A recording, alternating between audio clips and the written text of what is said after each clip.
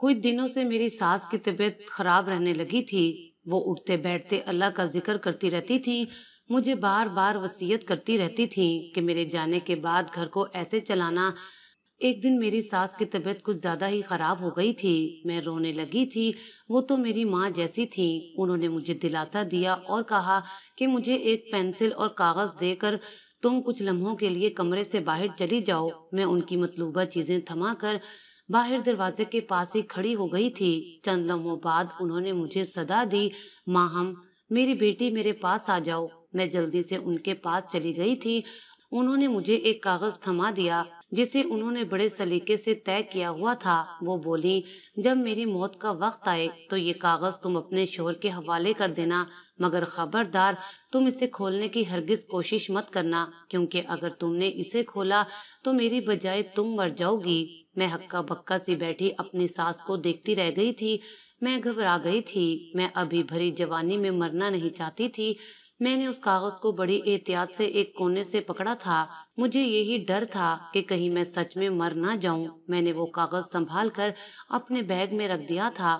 میں ایک بار پھر سے اپنی ساس کے کمرے میں داخل ہو چکی تھی۔ اب ان کی حالت کافی بہتر لگ رہی تھی، میرے دل کو ڈھارس ملی تھی۔ میں ان کے پاس بیٹھ کر گپ شپ لگانے لگی تھی۔ میری ساس کم اور ماں زیادہ لگتی تھی۔ ہم دونوں میں اس قدر ہم آہنگی تھی کہ لوگ ہم پر رشک کرتے تھے۔ ہماری پڑوسنیں تو ہمیں دیکھ کر بہت خوش ہوتی تھی کہ چلو کوئی ساس تو ایسی ہے جو اپنی بہو پر جان نچھاور کرتی ہے۔ میں ماہم ہوں، میں اور خاور ایک ہی محلے میں رہتے تھے، ہماری اچھی دوستی تھی۔ میرا خاور کے گھر بہت آنا جانا تھا۔ آنٹی بھی گھر میں اکیلی ہوتی تھی، ان کی کوئی بیٹی تو تھی نہیں، اس لیے میں ان کے بہت کام آتی تھی۔ انہوں نے بازار جانا ہوتا تھا تو مجھے ساتھ لے کر جاتی تھی۔ ان کے گھر مہمان آنا ہوتے تھے تو میں ہی ان کے ساتھ مل کر کھانا بنواتی تھی۔ آنٹی کی طبیعت خراب ہوتی تو میں ان کے گھر کا ہر کام اپنے ہاتھوں سے کرتی تھی۔ یوں جب نزدیکیاں بڑھنے لگی تو دوستی میں ہمیں پتہ ہی نہیں چلا کہ ہم کب محبت کے بندھن میں بندھ گئے۔ خاور پورے محلے کا لائق ترین اور پڑھا لکھا لڑکا تھا، وہ ہمیشہ ہی ٹاپ کرتا آیا تھا۔ یونیورسٹی کے امتحانات میں بھی جب وہ امتیازی نمبروں سے کامیاب ہوا تو اسے سرکاری نوکری مل گئی تھی۔ سرکار کی طرف سے اسے گھر اور گاڑی بھی مل گئی تھی، اس لیے وہ پرانا محلہ چھوڑ کر چلے گئے تھے۔ خاور محلے سے گیا تو یوں لگا تھا جیسے ساری رونق اپنے ساتھ لے گیا ہو۔ مجھے اپنا گھر کھانے کو دوڑتا تھا، میں سب سے چھپ کر خوب روتی تھی۔ ایک دن امی نے مجھے یوں روتا دیکھ کر وجہ پوچھی تو میں بولی، امی، مجھے نرگس آنٹی بہت یاد آتی ہیں۔ میری امی کی بھی خاور کی امی سے بڑی دوستی تھی۔ امی بولی، نرگس تو مجھے بھی بہت یاد آ رہی ہے، کیوں نہ ہم ان سے مل آئیں۔ میں خوشی سے اچھلی پڑی تھی۔ میں اور امی نرگس آنٹی کے عالیشان بنگلے کے سامنے کھڑی یہی سوچ رہی تھی کہ ہمیں آگے بڑھنا چاہیے یا واپس لوٹ جانا چاہیے۔ تبھی خاور شاید آفس سے لوٹ آیا تھا۔ وہ اپنی ایک بڑی سی گاڑی سے اتر کر ہمارے پاس آیا تھا۔ اس کی آنکھوں میں بڑی چمک تھی، وہ ہمیں اپنے گھر لے گیا تھا۔ نرگس آنٹی ہمیں دیکھ کر بہت خوش ہوئی تھی۔ انہوں نے ہمیں کھانا کھلائے بغیر گھر واپس جانے کی اجازت نہیں دی تھی۔ نرگس آنٹی مجھے بڑے پیار سے دیکھ کر بولی، ماہم، تمہارے بغیر تو جی ہی نہیں لگتا۔ میں خاور سے کہتی ہوں کہ مجھے واپس اسی محلے میں چھوڑ آؤ۔ تبھی خاور بھی آ گیا تھا۔ وہ بڑے شوق سے انداز میں بولا، امی جی، آپ پرانے محلے میں کیوں جائیں گی؟ ہم آپ کی دوست ماہم کو ہی نئے محلے میں لے آتے ہیں۔ میری امی بھی خاور کی بات سمجھ چکی تھی۔ خاور ہی ہمیں واپس گاڑی میں گھر چھوڑ کر آیا تھا۔ امی گھر داخل ہوتے ہی مجھ سے گلے ملی تھی۔ وہ بولی، اگر تمہیں خاور جیسا شوہر مل گیا تو تمہاری زندگی ہی سنور جائے گی۔ میں شرما کر اپنے کمرے میں بھاگ گئی تھی۔ کچھ ہی دنوں بعد خاور اور نرگس آنٹی میرا رشتہ لینے ہمارے گھر آ گئے تھے۔ امی نے تو فوراً ہی مٹھائی کھلا کر ان کا منہ میٹھا کر دیا تھا۔ یوں میں رخصت ہو کر خاور کے گھر آ گئی تھی۔ نرگس آنٹی سے میری امی جی بن گئی تھی۔ ان 2 سالوں میں نرگس آنٹی نے سچ مچ مجھے ماں بن کر دکھایا تھا۔ اول تو میری اور خاور کی کبھی لڑائی ہوتی ہی نہیں تھی، پھر بھی اگر خاور کبھی کبھار غصہ کر جاتے تو امی جی میرے سامنے مضبوط دیوار بن کر کھڑی ہو جاتی تھی۔ اب جب امی جی کی طبیعت خراب رہنے لگی تو میرا دل ان کو کھو دینے کے خوف سے ہر لمحہ کانپتا رہتا تھا۔ میں ان کی دل جوئی کرتی رہتی تھی، ان کی خدمت کرتی، ان کے پاس بیٹھ کر ڈھیروں باتیں کرتی۔ ایک منحوس دن تھا جب امی جی کی طبیعت بہت بگڑ گئی تھی۔ وہ بولی، ماہم میرے پاس بیٹھ کر سورہ یاسین پڑھو، خاور کو بھی بلا لو، میں آخری بار اس سے ملنا چاہتی ہوں۔ میں نے جلدی سے خاور کو فون کر کے گھر پر بلا لیا تھا۔ میں ان کو دیکھ کر پھوٹ پھوٹ کر رونے لگی تھی اور ان سے کہا کہ امی جی کی طبیعت بہت بگڑ گئی ہے۔ پھر میں نے جلدی سے خاور کو امی جی کا دیا ہوا کاغذ تھما دیا اور خود وضو کر کے یاسین پڑھنے لگی تھی۔ خاور اپنی والدہ کے کمرے میں آئے تو بڑے افسردہ سے لگ رہے تھے۔ ان کی آنکھیں سرخ ہو چکی تھی، شاید وہ باہر سے رو کر آئے تھے۔ میں یاسین ختم کر کے خاور کے روبرو جا کر کھڑی ہو گئی تھی۔ میں نے ان کا ہاتھ تھام کر ان کو دلاسا دیا۔ میں بولی، خاور آپ پریشان نہ ہوں، امی جی ٹھیک ہو جائیں گی۔ خاور نے ایک دم میرا ہاتھ جھٹک دیا تھا۔ وہ مجھے غصے سے دیکھ کر بولے، میں تمہیں طلاق دیتا ہوں ماہم۔ خاور کی بات سن کر مجھے ایک دم سے چکر آ گیا تھا۔ میں دیوار کا سہارا لے کر کھڑی ہو گئی تھی۔ خاور نے مجھے 3 طلاقیں دے دی۔ میں ان کی شکل دیکھتی رہ گئی تھی۔ وہ بولے، ماہم میں آدھے گھنٹے کے لیے گھر سے باہر جا رہا ہوں، تم اپنا سامان پیک کر لو، جو ساتھ لے جانا چاہتی ہو لے چلو، مجھے کوئی مسئلہ نہیں ہے، لیکن جب میں لوٹ کر گھر واپس آؤں تو تم مجھے یہاں نہ ملو۔ اتنا کہہ کر خاور گھر سے نکل گئے تھے۔ میں بھاگ کر امی جی کے پاس چلی گئی تھی۔ میں بولی، امی جی آپ کی اس حالت کا خیال کیے بنا ہی خاور نے مجھ پر اتنا بڑا ظلم کر دیا ہے، اب میں کیا کروں، کدھر جاؤں، میں مجبور ہوں۔ امی جی بولی، میری بیٹی یہ گھر خاور کا ہے، میں چاہ کر بھی تمہیں اپنے پاس نہیں رکھ سکتی، ہم دونوں کی بہتری اسی میں ہے کہ تم خاور کا کہا مانو۔ میں ان سے گلے مل کر بڑی دیر تک روتی رہی تھی، پھر کمرے میں آ کر ایک ایک چیز کو چھو کر روتی رہی۔ میں نے ہر چیز کو بڑے غور سے دیکھا تھا۔ مادی اشیاء اپنی حیثیت کھو چکی تھی، محبت کے بچھڑ جانے کا غم بہت بڑا تھا۔ میں نے الماری سے 2 سوٹ نکال کر ایک شاپر میں ڈالے اور ایک خط خاور کے نام لکھنے لگی تھی۔ میں نے لکھا، خاور میں نہیں جانتی آپ نے اتنا بڑا قدم کیوں اٹھایا، میں بس اتنا جانتی ہوں کہ آپ نے میرا دل اجاڑ دیا ہے۔ آپ کو معلوم نہ ہوگا شاید کہ اس دنیا کا سب سے بڑا غم دل اجڑنے کا ہوتا ہے۔ میں نے آپ سے اتنی محبت کی ہے کہ میں کبھی چاہ کر بھی آپ سے نفرت نہیں کر پاؤں گی۔ اس سے آگے مجھ سے کچھ لکھا ہی نہیں گیا تھا۔ میں خط رکھ کر اپنے گھر لوٹ گئی تھی۔ پرانے محلے میں پہنچتے ہی میری نظر خاور کے آبائی گھر پر پڑ گئی تھی۔ وہ آنسو جن پر میں نے بڑی مشکل سے بند باندھا تھا، ہر باڑ عبور کر کے میرے رخساروں پر پھیل گئے تھے۔ میں نے گھر کی بیل بجائی تو میری امی نے دروازہ کھولا تھا۔ اپنی مہربان امی کو دیکھ کر میں اپنے جذبات پر قابو نہ پا سکی تھی۔ میں ان سے گلے لگ کر اپنے دل کا سارا غبار نکال دینا چاہتی تھی۔ میرے رونے کی آواز سن کر میری بڑی بھابھی بکھلائی ہوئی اپنے کمرے سے باہر نکلی تھی۔ وہ بولی، کیا ہو گیا ہے تمہیں ماہم، یوں گھر کو سر پر کیوں اٹھا رہی ہو؟ میں نے روتے ہوئے کہا، بھابھی مجھے خاور نے طلاق دے دی ہے۔ یہ بات سن کر امی بھی رونے لگی تھی۔ بڑی بھابھی مجھے طنزیہ نظروں سے دیکھ کر بولی، کون سا گل کھلا کر آئی ہو تم اپنے سسرال میں؟ خاور کی جدائی کا غم بہت بڑا تھا، میں سارا دن اسے یاد کر کے روتی رہتی تھی۔ مجھے امی کے گھر آئے ہوئے 15 دن ہو گئے تھے۔ ایک دن امی میرے پاس آ کر بولی کہ ماہم مجھے بتاؤ ہوا کیا تھا، خاور نے اتنا بڑا قدم کیوں اٹھایا؟ میں بولی، امی میں کچھ نہیں جانتی۔ امی نے مجھے کہا کہ مجھے ساری بات تفصیل سے بتاؤ، اس دن کیا ہوا تھا، صبح سے دوپہر تک کی ہر چھوٹی سے چھوٹی بات مجھے بتاؤ۔ میں نے امی کو صبح ناشتے سے لے کر نرگس آنٹی کے خط تک سب کچھ بتا دیا تھا۔ امی ایک دم چونک گئی تھی۔ امی بولی، نہ جانے نرگس نے تم سے کیا دشمنی نکالی ہے۔ میں حیران رہ گئی۔ میں نے امی سے ان کی بات کا مطلب پوچھا تو امی نے مجھے سب کچھ سمجھا دیا تھا۔ امی بولی، تمہیں خاور نے طلاق صرف اور صرف اس خط کی بنا پر دی تھی۔ میں نے اپنا ماتھا پیٹ لیا تھا۔ میں تو خاور کو بے وفا سمجھتی رہی تھی، یہاں تو میری ساس نے آستین کے سانپ کی طرح مجھے ڈس لیا تھا۔ مجھے ایک دم سے شدید پچھتاووں نے اپنے حصار میں لے لیا تھا۔ کاش میں اس خط کو کھول کر دیکھ لیتی تو مجھے اتنا بڑا جھٹکا نہ لگتا۔ کاش میں اپنی ساس پر اس قدر اندھا اعتبار نہ کرتی۔ میرے ہاتھ کوئی سرا لگ ہی نہیں رہا تھا۔ آخر میری ساس نے خط میں ایسا کیا لکھا تھا کہ مجھے طلاق ہی ہو گئی؟ میں ہر دن ایک سونف کی طرح کاٹ رہی تھی۔ مجھے معلوم ہی نہیں تھا کہ میرے میکے میں بھی میرے خلاف سازشیں ہو رہی تھیں۔ شام ہم سب مل کر بیٹھے ہوئے تھے، سب کھانا کھا رہے تھے، جبکہ میں روٹی کو ہاتھ میں تھام کر سوچوں میں گم تھی، جب میرے بڑے بھیا بولے، ماہم تمہیں طلاق ہو گئی ہے، تم اس اصلیت کو اب مان لو، اپنے سوگ سے نکل آؤ، گھر بھر کے کام کاج میں اپنی بھابھیوں کا ہاتھ بٹایا کرو، دیکھو تو ان پر کام کا کتنا بوجھ ہے۔ چھوٹے بھیا نے بھی ان کی ہاں میں ہاں ملائی تھی۔ میں خاموشی رہی تھی۔ صبح ہوئی تو میرے کمرے پر کسی نے بڑے زور سے دستک دی تھی۔ میں نے ٹائم دیکھا تو صبح کے 6 بج رہے تھے۔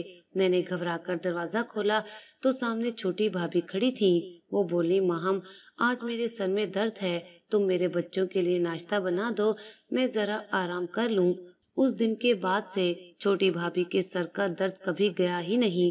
پھر بڑی بھابھی نے سوچا کہ وہ کیوں پیچھے رہے، انہوں نے اپنی کمر کا بہانہ بنا لیا۔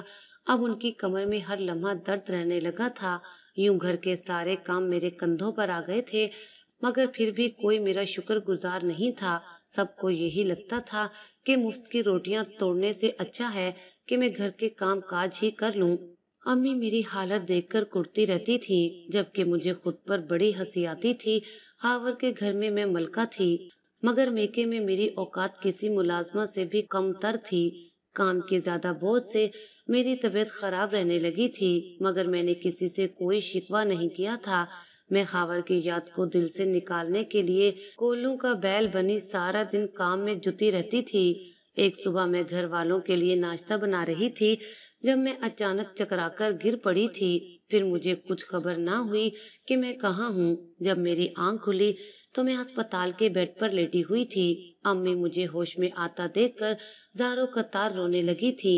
امی بولی، میری بچی کو اس قدر مشقت کی عادت نہیں ہے نا، مگر میں کیا کروں، میں ان ظالموں سے تمہیں بچا نہیں پا رہی۔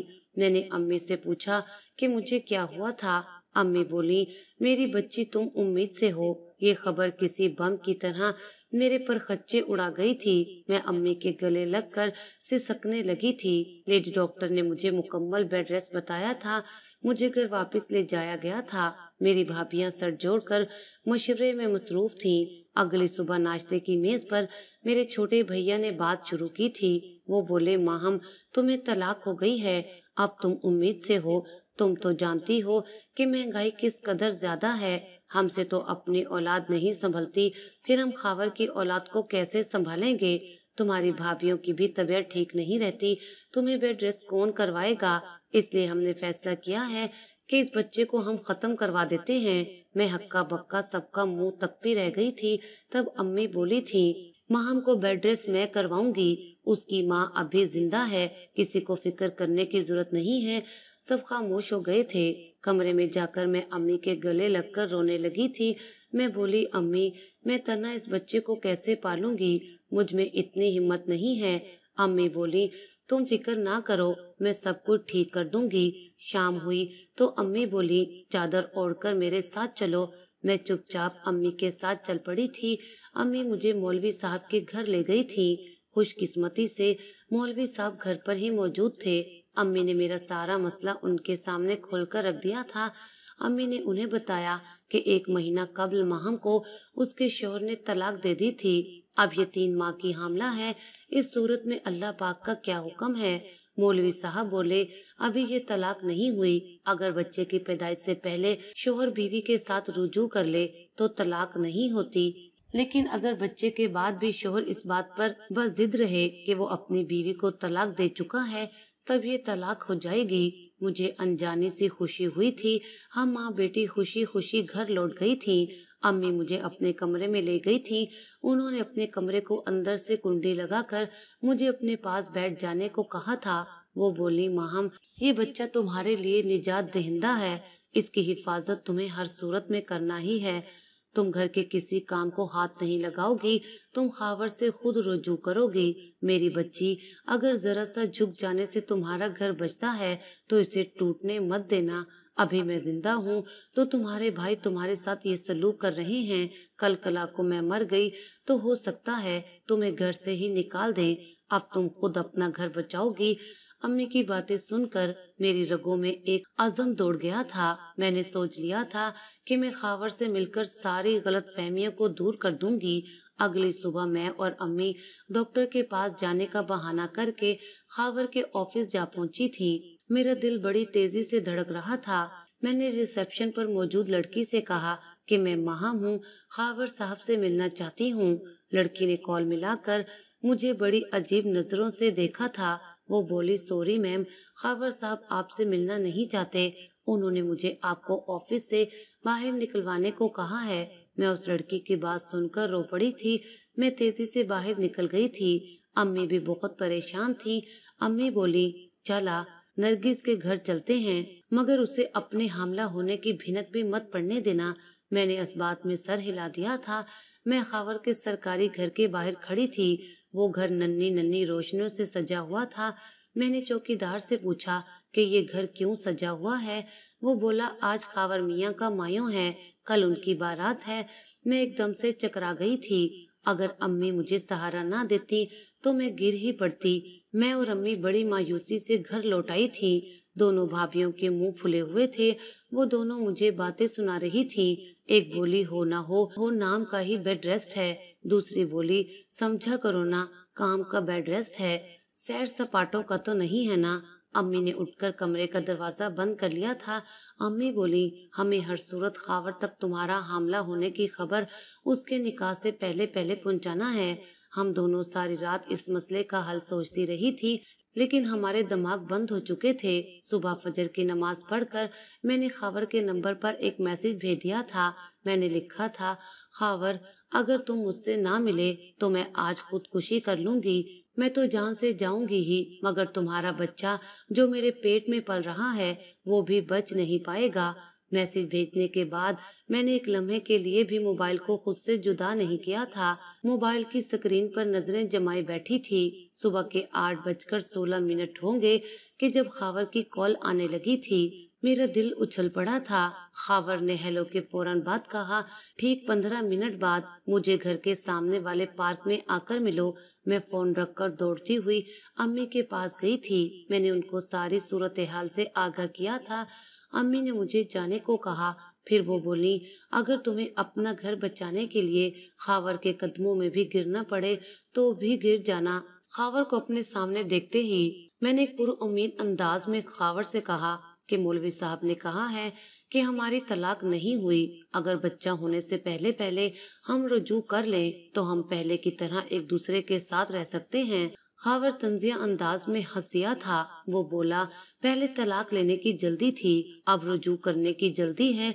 तुम्हें तो मेरी शक्ल से नफरत थी ना, तुम तो मुझसे तलाक लेने के लिए तड़प रही थी ना, अब तुम्हें मेरी शक्ल से मोहब्बत कैसे हो गई? खावर की एकदम ही आंखें भीग गई थी। मैं हैरत से बोली, ये आप क्या कह रहे हैं? खावर बोले, माहम, क्या तुम्हारी याददाश्त कमजोर है? लेकिन मेरी याददाश्त हरगिज कमजोर नहीं है। मैं तुम्हारा खत दिन में 100 दफा पढ़ता हूँ। जब जब मुझे तुम्हारी याद आती है मैं तुम्हारा खत पढ़ने लगता हूँ, मगर मुझे तुमसे फिर भी नफरत नहीं होती। तुम्हारा खत पढ़कर मुझे खुद से नफरत हो गई है। मैं बोली, कौन सा खत? वो बोले, जो तुमने मुझे उस दिन थमाया था। फिर खावर ने अपनी जेब से वो खत निकालकर मुझे थमा दिया था। उस पर लिखा था, खावर, मैं तुमसे तलाक चाहती हूँ। मैं सिर्फ नरगिस आंटी की वजह से अब तक खामोश थी। अब जब वो भी मौत के दहाने पर खड़ी हैं, तो मैं ये बात साफ अल्फाज में कह रही हूँ कि मुझे आपकी शक्ल से नफरत हो गई है। आपके वजूद से घिन आने लगी है। शादी से पहले जो मेरी आंखों पर आपकी मोहब्बत की पट्टी बंधी हुई थी वो खुल गई है। आपको आपकी मरती माँ की कसम है, मुझे तलाक दे दे। मैं वो खत पढ़कर हैरत के समंदर में डूब गई थी। खावर बोला, तुम जब घर से चली गई तो मैं अम्मी को डॉक्टर के पास ले गया था। डॉक्टर ने बताया कि उन्हें मारने की खातिर उन्हें कोई जहरीली खुराक देता रहा है। जी तो चाहा था कि तुम पर पर्चा करवाकर जेल भेज दूं, मगर मेरा ये कमबख्त दिल नहीं माना। मैं खावर की बातें सुनकर रोने लगी थी। मैंने अपने पेट पर हाथ रखकर कहा, मैं अपने होने वाले बच्चे की जान की कसम खाकर कहती हूँ कि ये सब झूठ है। खावर एकदम चौंक गया था। मैं बोली, मुझे अपने घर ले चलो। उसने मुझसे कोई सवाल जवाब ना किया और मुझे गाड़ी में बैठ जाने को कहा। ہم دونوں خاور کے گھر پہنچ چکے تھے۔ میں نے اس سے کہا کہ آپ اپنی والدہ کے کمرے کے باہر کھڑے ہو جاؤ۔ وہ خاموشی سے کھڑا ہو گیا تھا۔ آج خاور کی بارات تھی، گھر میں بڑی گہما گہمی تھی۔ میں سیدھا اپنی ساس کے کمرے میں گھس گئی تھی۔ وہ مجھے دیکھ کر حیران رہ گئی تھی۔ وہ بولی، تم یہاں کیا کر رہی ہو؟ تم خاور کی شادی رکوانا چاہتی ہو نا؟ لیکن میں ایسا ہرگز ہونے نہیں دوں گی۔ میں رونے لگی تھی۔ میں بولی، آنٹی اب میں خاور کی شادی رکوا کر کروں گی ہی کیا؟ مجھے تو طلاق ہو چکی ہے نا۔ میں بس آپ سے یہ جاننے آئی ہوں کہ آپ نے میرے ساتھ یہ سب کیوں کیا؟ میری ساس ہنس پڑی تھی۔ وہ بولی، ماہم تم ایک غریب گھرانے کی پیداوار ہو، گندے سے بدبودار محلے کی رہائش ہو، تم اس بنگلے میں بالکل بھی نہیں جچتی۔ میں تمہاری شادی خاور سے ہرگز نہیں کرتی، مگر اس نے مجھے مجبور کر دیا تھا۔ میں نے تمہیں بہو بنا لیا، تم سے پیار محبت کا ناٹک بھی کیا، مگر میرے دل میں تو میری بہن کی بیٹی اٹکی ہوئی تھی نا۔ میں اسے اس عالیشان گھر میں دیکھنا چاہتی تھی، اس لیے میں نے یہ ساری پلاننگ کی تھی۔ میں نے تمہاری جانب سے ایک خط خاور کو لکھا تھا، پھر وہ تمہیں ہی تھما دیا۔ اس میں نے لکھا تھا کہ تم خاور سے طلاق چاہتی ہو۔ پھر میں کچھ مضر صحت دوائیں بھی کھاتی رہی۔ لیبارٹری سے صاف پتہ چل گیا تھا کہ میری خوراک میں گڑبڑ ہوئی ہے، جس کی وجہ سے میں بیمار رہنے لگی ہوں۔ میں نے ان دواؤں کا بھی الزام تم پر ہی لگا دیا تھا۔ یوں خاور کی زندگی سے تم نکل گئی اور میری بہن کی بیٹی آج رخصت ہو کر اس گھر میں آ جائے گی۔ میں ہنس کر بولی، لیکن امی جی میں تو امید سے ہوں۔ اتنی دیر میں خاور بھی کمرے میں آ گیا تھا۔ وہ بولا، امی جی میں تو ماہم سے رجوع کرنے کا سوچے بیٹھا ہوں۔ پھر ہم نے اسلامی تقاضے پورے کرتے ہوئے ایک بار پھر سے ایک دوسرے کا ساتھ چن لیا تھا۔ میں اپنے کمرے میں داخل ہوئی تو ساری الماریاں میری چیزوں سے خالی پڑی تھیں۔ میں نے خاور سے کہا، مجھے گھر سے نکالنے کے بعد میری چیزوں کو بھی اپنے کمرے سے نکال دیا آپ نے؟ وہ بولا، سب چیزیں تو تم لے کر گئی تھی اپنے ساتھ۔ میں بولی، میں تو فقط 2 سوٹوں میں گھر سے نکلی تھی۔ پھر میں خاور کا ہاتھ تھام کر انہیں سٹور روم میں لے گئی تھی۔ میری ساری چیزیں ادھر ہی پڑی تھی۔ میرے کپڑوں میں میرا خط بھی پڑا تھا۔ وہ محبت بھرا خط پڑھ کر خاور کی آنکھوں میں آنسو آ گئے تھے۔ پھر انہوں نے اپنی امی کو حکم سنا دیا کہ آج کے بعد آپ اپنے کمرے سے ایک لمحے کے لیے بھی باہر نہیں نکلیں گی، آپ کی یہی سزا ہے۔ اس دن سے لے کر آج تک میری ساس اپنے کمرے میں نظر بند ہیں، اور یہ ہم سب کے لیے ہی بہتر ہے۔